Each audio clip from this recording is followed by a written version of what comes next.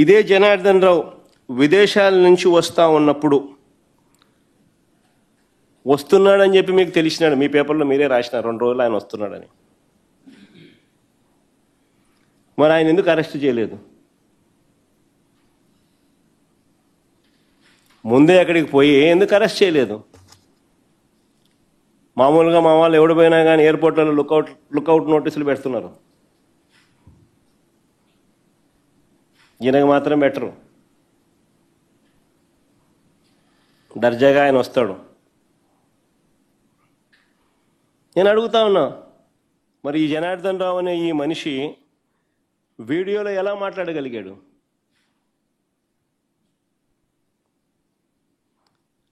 ఆ వీడియోని ఎలా బయటకు పంపగలిగారు? ఆశ్చర్యం ఏమిటో తెలుసా, తన ఫోను పోయిందని చెప్పిన జనార్దన్, తన ఫోన్ పోయింది అని చెప్పిన జనార్దన్ రావు ఇవన్నీ చేశాడు. ఫోన్లో రికార్డింగ్, ఆయన ఆడియో, ఆయన వీడియో, ఆయన మాటలు. ఫోన్ పోయిందని చెప్తా ఉన్న ఈ వ్యక్తి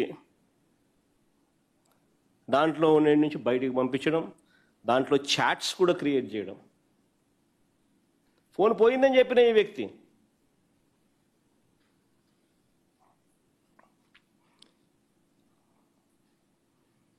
ఆ ఫోన్ నుంచి తప్పుడు ఫ్యాబ్రికేటెడ్ స్క్రీన్ షాట్స్ తీయడం, ఇది ఎలా సాధ్యమో అని చెప్పి నేను అడుగుతా ఉన్నా. ఫోన్ పోయిందని చెప్తా ఉన్న ఈ వ్యక్తి ఇవన్నీ చేసి అవన్నీ బయటికి రావడం, అవన్నీ ఈనాడు, ఆంధ్రజ్యోతి, టీవీ5లో రావడం ఎలా సాధ్యమో అని చెప్తున్నా. తెలుగుదేశం పార్టీకి సంబంధించిన సోషల్ మీడియాలో రావడం ఎలా సాధ్యం అంటున్నా. నకిలీ లిక్కర్ ఫ్యాక్టరీ అక్టోబర్ 3న బయటపడితే ఇవాళకి 20 రోజులు అయింది. నేను చంద్రబాబు నాయుడు సూటుగా అడుగుతా ఉన్నా, ఇప్పటికీ కూడా వారి contested candidate Jayachandra Reddy, TDP contested candidate Jayachandra Reddy ఇంతవరకు ఎందుకు అరెస్ట్ చేయలేదని అడుగుతా ఉన్నా.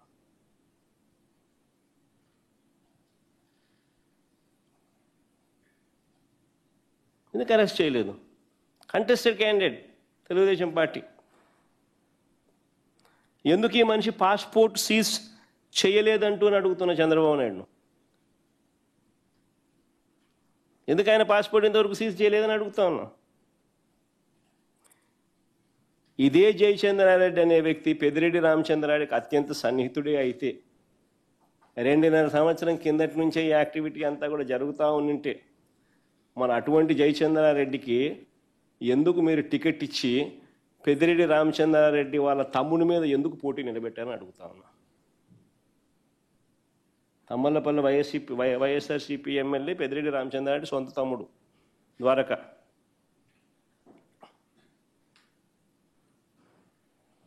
మన చంద్రబాబు నాయుడు పెద్దిరెడ్డి రామచంద్రారెడ్డికి అత్యంత సన్నిహితుడు జయచంద్రారెడ్డి అని చంద్రబాబు నాయుడు చెప్పే కార్యక్రమం ఏదైతే చేస్తూ ఉన్నప్పుడు ఎందుకు మరి పెద్దిరెడ్డి రామచంద్రారెడ్డి తమ్ముని మీద జయచంద్రారెడ్డిని పోటీ పెట్టినారని అడుగుతా ఉన్నా.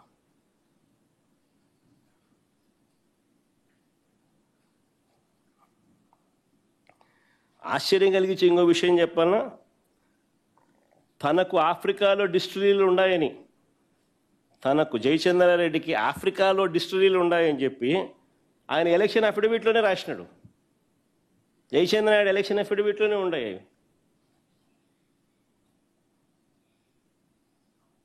మరి ఈరోజు చంద్రబాబు నాయుడు, ఆ రోజు చంద్రబాబు నాయుడుకి అది కనిపించలా, ఆఫ్రికా మూలాలు కనిపించలా. ఈరోజు మాత్రం ఆఫ్రికా లింకులు అంటూ ఈనాడు పేపర్ చూస్తే ఒకసారి ఆ పేపరా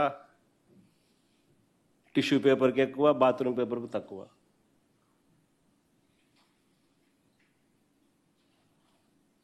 ఆఫ్రికా లింకులు కనపడలేదని అడుగుతా ఉన్నా. ఈరోజు కనపడతా ఉన్నాయి ఆఫ్రికా లింకులు, ఆ రోజు కనపడలేదని అడుగుతా ఉన్నా.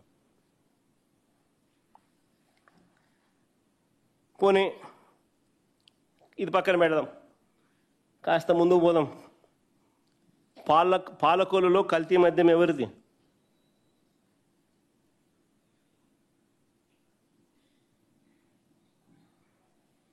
అక్కడ వాళ్ళకేం ఆఫ్రికా లింకులు లేవు కదా. పాలకొల్లు కల్తీ మద్యం ఏమడుతుంది? పోనీ ఏలూరులో పట్టుబడ్డ కల్తీ మద్యం ఎవరిది? పోయి వాళ్ళకు కూడా ఆఫ్రికా లింకులు లేవు కదా. పోనీ అమలాపురంలో పట్టుబడ్డ కల్తీ మద్యం ఎవరిది? వాళ్ళకు కూడా ఏమైనా ఉన్నాయా? పోనీ అనకాపల్లి పరవాడలో నేను చూపించిన ప్రతి చోట వీళ్ళే మ్యానుఫ్యాక్చర్ చేస్తున్నారు లిక్కర్ని అంతా. అనకాపల్లి పరవాడలో పట్టుబడ్డ ఆయన పేరు ఏం పేరు? రుత్తుల రాము. మన స్పీకర్ గారితో చక్కగా వెరీ క్లోజ్ అసోసియేట్, చక్కగా ఫోటో కూడా కనపడింది. మన పరవాడలో పట్టుబడ్డ కల్తీ మద్యం ఎవరిది? కల్తీ మద్యం ఫ్యాక్టరీ, ఆ మద్యం అంతా ఎవరిది? పోనీ అక్కడ టీడీపీ నాయకుడు రుత్తుల రాముకు ఆఫ్రికాతో సంబంధాలు ఉన్నాయా? ఆ నుంచి స్పిరిట్ వస్తుందా? వీళ్ళు కొడుతున్నారా?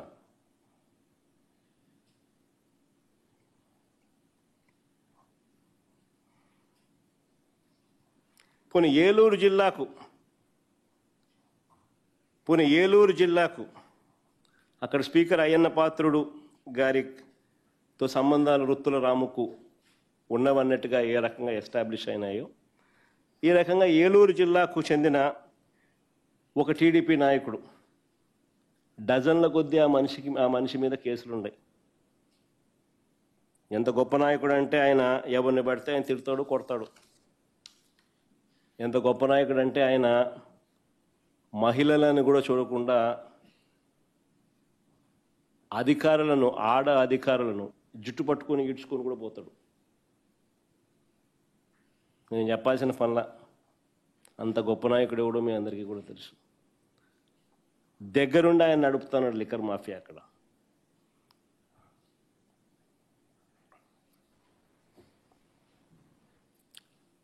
ప్రభుత్వంలో ఉన్న మరో ప్యాకెట్ కింగ్, అది కూడా నేను చెప్పాల్సిన పనుల. టీడీపీ నాయకుడు రేపల్ల నుంచి ప్యాకెట్ కింగ్ అంటే ఎవరో మీ అందరికీ తెలిసిందే.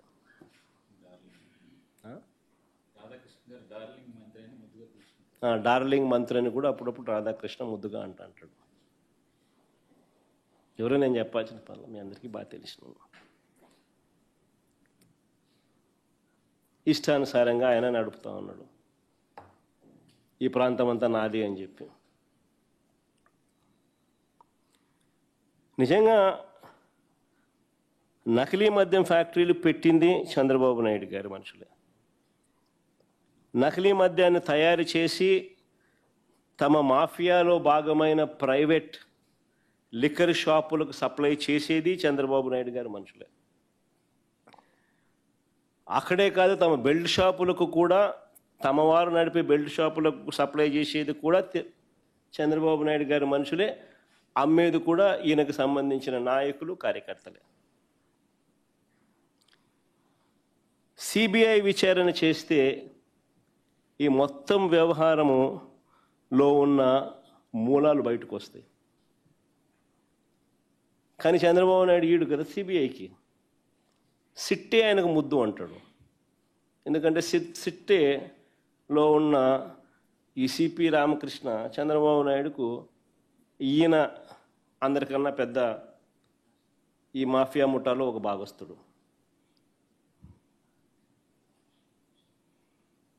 ఆయన ఆధ్వర్యంలోనే, ఆయన పక్కనే, ఆయన పర్యవేక్షణను చేస్తూ ఉన్న ఇబ్రహీంపట్నంలోనే ఫ్యాక్టరీలు బయటపడతాయి.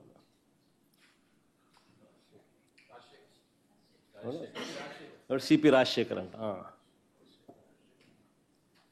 కనపడతా ఉంది. ఆయనకు సిట్టే ముద్దు. ఎందుకంటే డైవర్ట్ చేయాలి కదా మన టాపిక్లన్నీ డైవర్ట్ చేయాలి అని అంటే, తప్పుడు ప్రచారాలు చేయాలి అని అంటే, ఇలాంటి వాళ్ళు ఎవరైతే సిండికేట్లో భాగస్వాములుగా ఉన్నారో వాళ్ళ చేతుల్లో అధికారం ఉండాలి కదా. మరో డైవర్షన్ ఏమిటంటే, ఇది ఇంకా ఆశ్చర్యకర విషయం, ఇది భలే వెరైటీ డైవర్షన్ చంద్రబాబు నాయుడు చేస్తూ ఉండేది. ఇకపై లిక్కర్ అమ్మేటప్పుడు క్యూఆర్ కోడ్ స్కాన్ చేయాలంటూ రాష్ట్ర ప్రభుత్వం జారీ చేసిన ఉత్తర్వులు. ఇకపై లిక్కర్ అమ్మేటప్పుడు క్యూఆర్ కోడ్ స్కాన్ చేసి అమ్మాలనంటూ రాష్ట్ర ప్రభుత్వం ఇటీవల జారీ చేసిన ఉత్తర్వులు, ఇది నిజంగా అన్నిటికన్నా హైలైట్. ఎందుకో తెలుసా? లిక్కర్ షాపులు ఉండేటివి ఎవరివి? అన్ని చంద్రబాబు నాయుడు గారి మనుషులవే కదా. బెల్ట్ షాపులు ఉండేటివన్నీ ఎవరివి? అన్ని చంద్రబాబు నాయుడు గారి మనుషులవి కాదా? ఇల్లీగల్ పర్మిట్ రూముల్లో లూజ్గా పెగ్గులు చొప్పున లిక్కర్ అమ్మేది ఎవరు? చంద్రబాబు నాయుడు గారికి సంబంధించిన కార్యకర్తలు, మనుషులు, నాయకులు, వాళ్ళ లిక్కర్ సిండికేట్ మాఫియా కాదా? మరి ఇలాంటి వాళ్ళకే చంద్రబాబు నాయుడు బాధ్యత ఇస్తా ఉన్నాడు, క్యూఆర్ కోడ్ స్కాన్ చేయండి అని. అంటే దొంగకు తాళాలు ఇవ్వడం అంటే ఇది కాదా అని అడుగుతా ఉన్నా.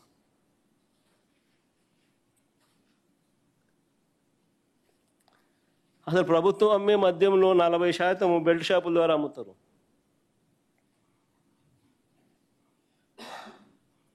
మరో 40% ఇల్లీగల్ పర్మిట్ రూమ్లలో అమ్ముతున్నారు.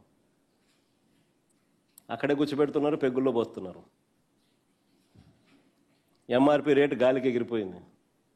సరే, ఎంఆర్పి కదా దేవుడు ఎరుగు, ఇదైతే ఇంకా ప్రాణాలను చేతిలో ప్రాణాలకు హాని కలిగించే లిక్కర్ని కూడా లేబుల్ వేసి అమ్ముతున్నారు. ఏం తాగుతున్నారో 3వ రౌండ్ 4వ రౌండ్కి వచ్చేసరికి 5వ రౌండ్లో ఏం పడుతుందో కూడా తెలియదు.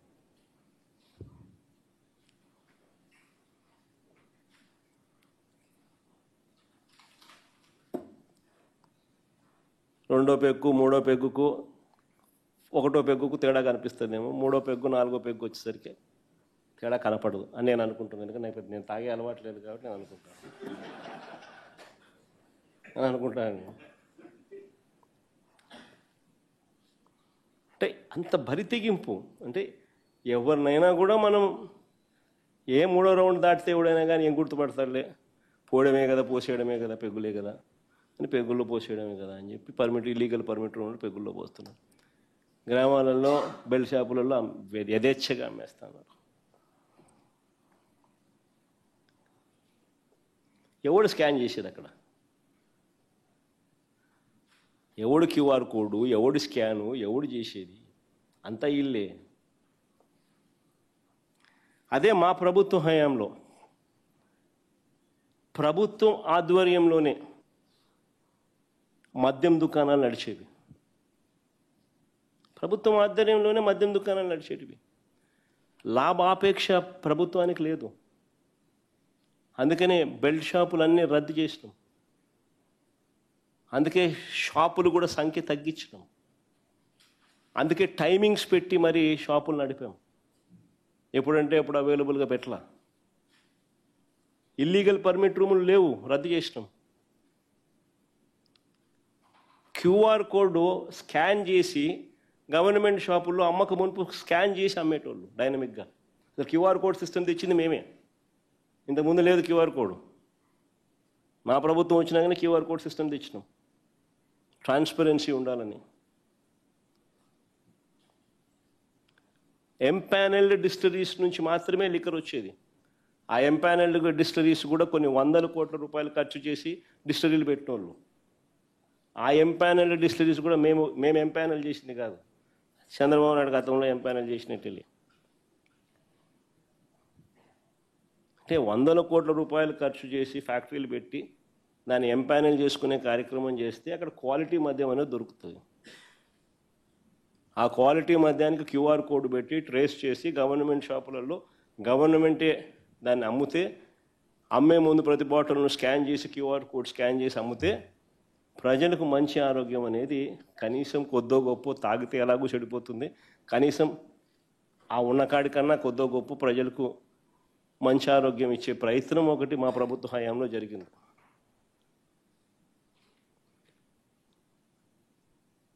ఈరోజు విచ్చలవిడిగా ప్రజల ఆరోగ్యాన్ని పణంగా పెడుతూ ఈరోజు కరప్షన్ అనేది ఏ స్థాయిలోకి వెళ్ళిపోయిందో కంటి ముందర కనిపిస్తూ ఉంది. ఒకవైపున ఎంఆర్పి రేటు కన్నా ఎక్కువ రేటుకు బెల్ట్ షాపులు ఇల్లీగల్ పర్మిట్ రూములలో అమ్ముతూ ఉన్నారు, కంటికి కనపడతా ఉంది. మరోవైపున ఇల్లిసిట్ స్పూరియస్ లిక్కరు విచ్చలవిడిగా తాగిస్తున్నారు, ప్రతి 4-5 బాటిల్లో ఒక బాటిల్. మరోవైపు ఈ ప్రైవేట్ మాఫియా లిక్కర్ షాపులు ఏదైతే ఇండెంట్ ప్లేస్ చేస్తారో వీళ్ళకి కావాల్సిన డిస్టరీలకు, వీళ్ళకి కావాల్సిన బ్రాండ్లు, వీళ్ళకి కావాల్సిన డిస్టరీలకు అవి మాత్రమే సప్లై, గవర్నమెంట్ డబ్బులు కట్టి వీళ్ళకి సప్లై చేస్తుంది. అది ఇంకొక స్కామ్.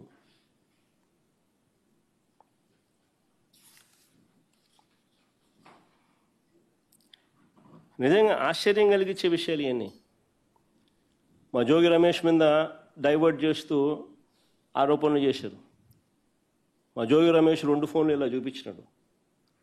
అయ్యా ఈ నా ఫోన్లో నుంచి నాకు ఆ జనార్దన్ రావు అనేవాడు ఎవడో తెలియదు. నా జీవితకాలంలో ఒకసారి ఇప్పుడు ఏదో సోషల్ మీడియాలో ఏదో ఫోటో తెలుగుదేశం వాళ్ళు సర్క్యులేట్ చేస్తున్నారు. 12 ఏళ్ల కిందట ఒక పెళ్లిలో ఆయన కూడా పెళ్లికి వచ్చినప్పుడు ఆ ఫోటో తీసిన ఫోటో అది. అసలు ఆ మనిషితో నాకు పరిచయాలు లేవు, మాట్లాడే సంబంధాలు లేవు, అది సత్సంబంధాలు అంతకన్నా లేవు. ఇదిగో నా ఫోన్లో అని చెప్పి జోగి రమేష్ చూపించినాడు. మరి జోగి రమేష్కు పరిచయమే లేని వ్యక్తితో చాట్స్ జరిగినట్టుగా ఫోన్ తప్పిపోయిన జనార్దన్ రావు, ఫోన్ పోయింది అని చెప్తా ఉన్న జనార్దన్ రావు ఫోన్లో నుంచి రిలీజ్ అవుతాయి ఆ చాట్స్. అంటే ఏ స్థాయిలోకి వీళ్ళు దిగజారిపోతూ ఉన్నారు చూడండి ఒకసారి.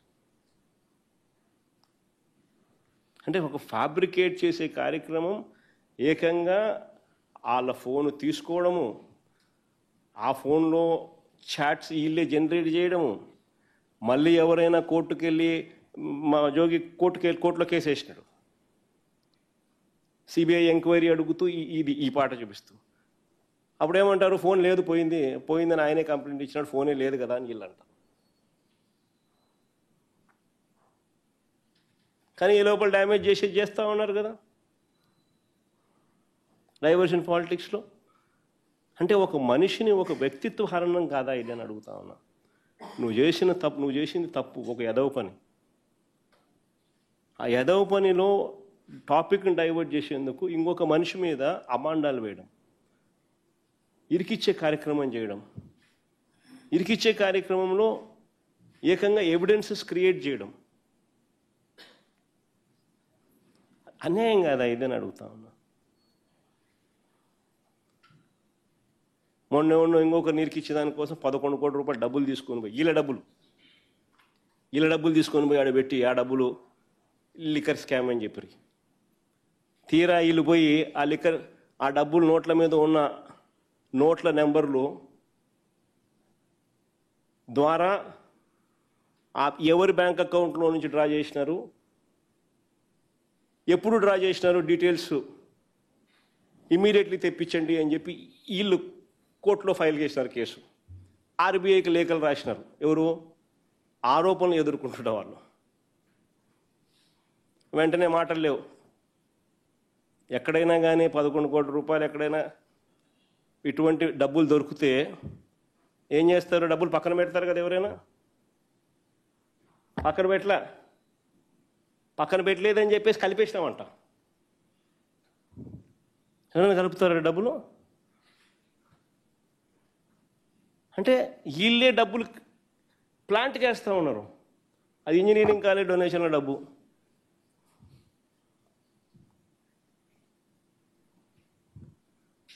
అది ఏ స్థాయిలోకి దిగజారిపోతూ ఉన్నారు అని అంటే నిజంగా ఆశ్చర్యం కలిగించే విషయాలు ఇవన్నీ.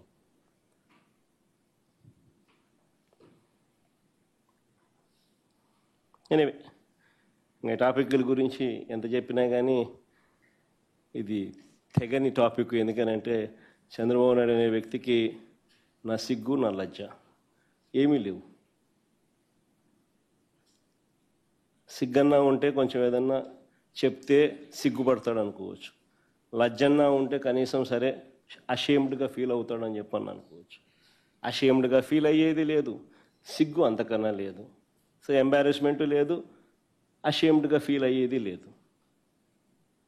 ఇంకెట వాళ్ళతో ఏం మాట్లాడా లాభం ఏంటి? సరే, రెండో టాపిక్ పోదాం. ఈ రెండో టాపిక్ గూగుల్ డేటా సెంటర్. ఇది ఒక హాట్ టాపిక్. ఈ మధ్యకాలంలో మీరంతా కూడా లాస్ట్ 1 వీక్ నుంచే 10 డేస్ నుంచా, లాస్ట్ 1 వీక్ 10 డేస్ నుంచి బాగా దీని గురించి అసలు ఆశ్చర్యం కలిగించే విధంగా వార్తలు వింటా ఉన్నాం. సరే, ఆంధ్రప్రదేశ్లో చంద్రబాబు గారు పరిపాలనను ఒక రకంగా ఓ పక్కన గాలికి వదిలేసి ఈరోజు నిజంగా రాష్ట్రం వైపు ఎవరైనా చూస్తే అధికారంలో ఉన్న చంద్రబాబు నాయుడు పాలన ఒకవైపున గాలికి ఎగిరిపోయినట్టుగా కనిపిస్తుంది. మరోవైపున రాష్ట్రంలో ఒక యాడ్ ఏజెన్సీ నడిపిస్తా అన్నట్టుగా రాష్ట్రం నడుస్తూ ఉంది. మాటలు చూస్తే ఏమో కోటలు దాటుతూ ఉన్నాయి, పర్ఫార్మెన్స్ చూస్తే ఏమో వీక్. వేరే వాళ్ళకు దక్కాల్సిన క్రెడిట్ను తానే చోరీ చేయడంలో మాత్రం చంద్రబాబు పీక్. పర్ఫార్మెన్స్ ఏమో వీక్, వేరే వాళ్ళకు దక్కాల్సిన క్రెడిట్ తానే చోరీ చేయడంలో మాత్రం చంద్రబాబు పీక్. రాష్ట్రం ఇవాళ ఒక యాడ్ ఏజెన్సీ మాదిరిగా నడుస్తూ ఉంది. సరే, ఇక విశాఖపట్నం ఫ్యాక్ట్స్ లేకపోదాం, ఈ డేటా సెంటర్ ఫ్యాక్ట్స్ లేకపోదాం. ప్రజలను తప్పుదోవ పట్టించేందుకు చంద్రబాబు నాయుడు గారు వ్యవహరించిన తీరు సంకుచిత బుద్ధిని చాటుతుంది. నిజంగా వాస్తవాలు లేకపోతే వైఎస్ఆర్సీపీ ప్రభుత్వంలో ఇంటర్నేషనల్ టెక్నాలజీ హబ్గా విశాఖపట్నం నగరాన్ని తీర్చిదిద్దే కార్యక్రమంలో భాగంగా 2020 నవంబర్లో, అంటే కోవిడ్ ఉన్న సమయంలో కూడా 2020 నవంబర్లో అదానీ డేటా సెంటర్కు బీజం పడింది. దాని ఫలితంగా మే 3వ తారీఖున 2023 మే 3వ తారీఖున శంకుస్థాపన ఫౌండేషన్ స్టోన్ కూడా వేయడం జరిగింది అదానీ డేటా సెంటర్కు.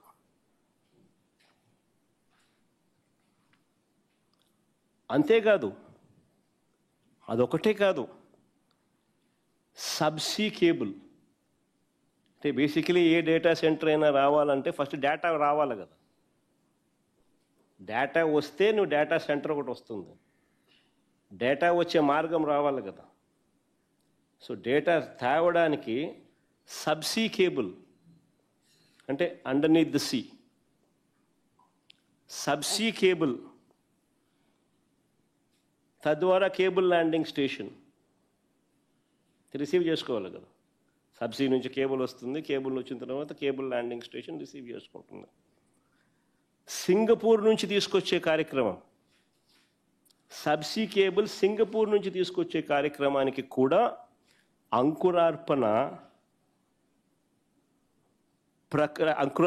కూడా అప్పుడే ప్రారంభమైంది.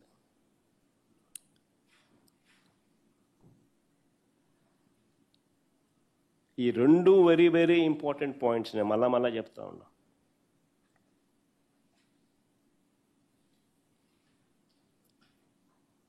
ఈ సబ్సీ కేబుల్ అనేది డేటాను తీసుకురాకపోతే అసలు ఏ డేటా సెంటర్ రాదు. దాని అంకురార్పణ జరగకపోతే అసలు ఏ డేటా వచ్చే అవకాశము లేదు. Adani data centre foundation stone వేయకపోయిందంటే మే 3, 2023 ఆయనకు అలాట్మెంట్ చేసింది 2020 నవంబర్ కోవిడ్ టైంలో.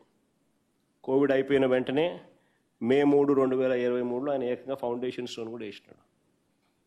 ఈ రెండు వెరీ వెరీ ఇంపార్టెంట్ పాయింట్స్. దీని వెనుక వైఎస్ఆర్సీపీ ప్రభుత్వం చేసిన కృషి, అదానీ చేసిన కృషి, మరీ ముఖ్యంగా అదానీ చేసిన కృషి అని చెప్పాలి. కేంద్ర ప్రభుత్వం చేసిన కృషి, సింగపూర్ గవర్నమెంట్ చేసిన కృషి, వీళ్ళందరి కృషి వల్ల ఈరోజు దాని కొనసాగింపులో భాగంగా ఈరోజు గూగుల్ రావడం జరిగింది. వైఎస్ఆర్సీపీ ప్రభుత్వం వైఎస్ఆర్సీపీ ఆ రోజు వేసిన సీడే ఈరోజు ఈ డేటా సెంటర్ కొనసాగింపే.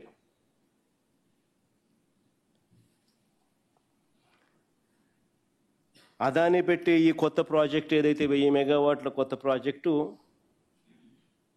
ఇంతకుముందు అదాని పెట్టిన 300 మెగావాట్ల ప్రాజెక్టు గూగుల్ పెట్టే అని చెప్తా ఉండ ఈ 1000 మెగావాట్ల ప్రాజెక్టు ఇంతకుముందు అదాని పెట్టిన 300 మెగావాట్ల డేటా సెంటర్ కొనసాగింపే. ప్రాజెక్టు